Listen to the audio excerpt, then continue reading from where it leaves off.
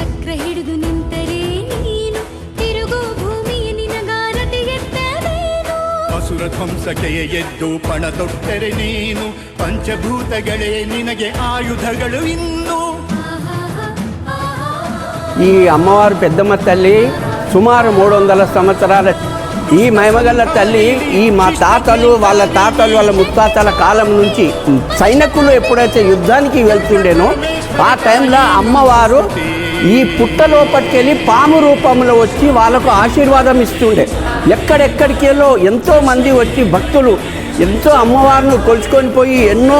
విజయాలు సాధించి అన్ని అలా కష్టాలన్నీ కడజేర్చిన తల్లి ఈ పెద్దమ్మ తల్లి.